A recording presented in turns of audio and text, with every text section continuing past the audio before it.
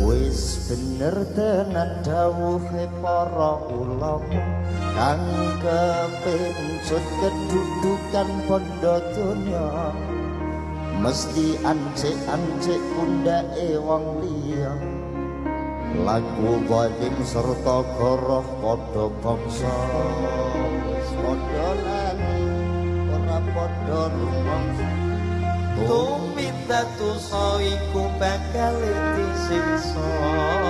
siksa dunya ora dadi ngopo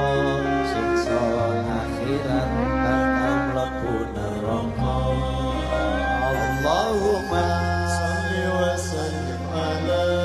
sayyidina wa maulana Muhammadin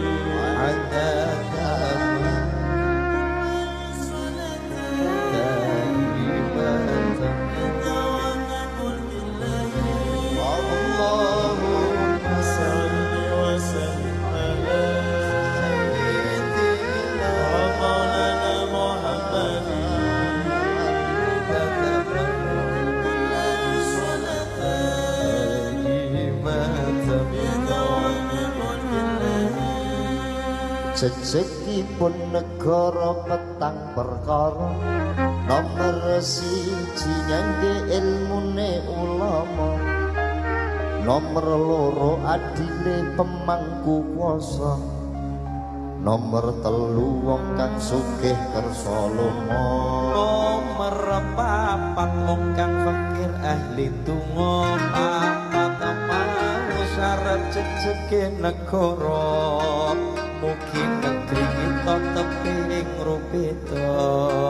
tentrem ayem matur saking sandikala Allahumma sholawat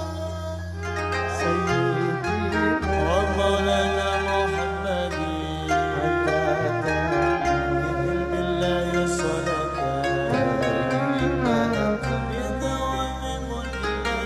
Allahumma salli wa sallim ala sayyidina wa maulana Muhammadin billahi salatan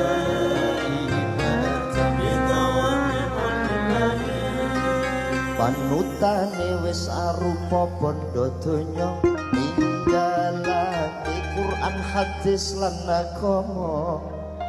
ora nurut pituture wong tua ngalor ngidul loro amplop adol